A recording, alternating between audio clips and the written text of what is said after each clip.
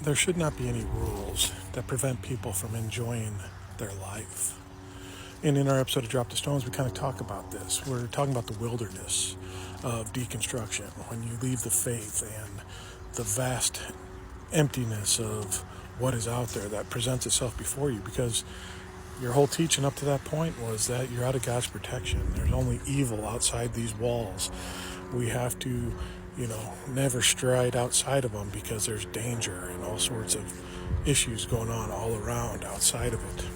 So when we got out there, taking them first few steps trepidatiously and experiencing what was going on, we realized there's a lot of things that aren't true here. And one of them was, and the issues we talk about in the episode, was parenting. What do we do in parenting now? Beforehand, we were very strict, or I wouldn't say very strict, but strict evangelicals in our parenting style. We had the rules set out and laid out before us, and our teachers gave us, people like Dobson, swat on that butt right away if they don't obey on the first command.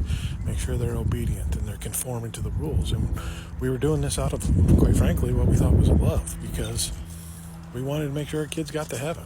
We wanted to make sure they were on the right path. And if we had to force them on that with corporal punishment, that was the loving thing to do. So we went on that. So when we deconstructed and stepped out of these rules and systems that we had held dear to our hearts, we didn't know what to do.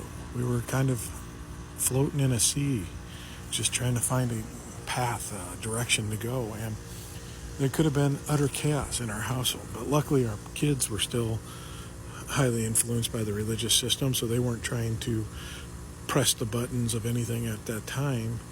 But we realized soon that, we can't just get rid of all the rules. The rules are good.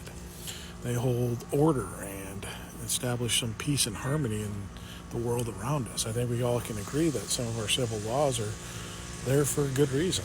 Speed limits, protecting individuals and individual property, and all this is good laws to have on hand, just so that we can kind of establish order and have some sort of code to follow by.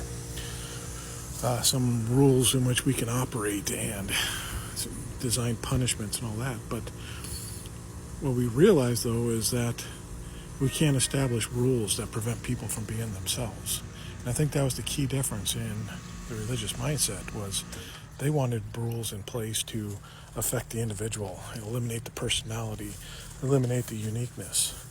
They wanted conformity to their rules, and this was the narrow path you had to go down. You had to follow in line with all our guidelines.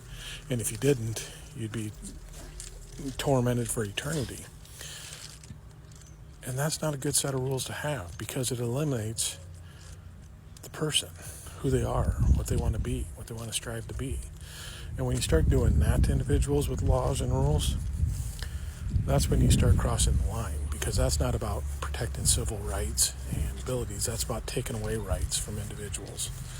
And that's what the church does. So we do need some order and some established laws and rules, but we don't need it so far that it takes away people's rights and individuality. We need to be able to express ourselves and experience life in the way that we choose to do. That doesn't harm other individuals. It just lets us enjoy life to the fullest.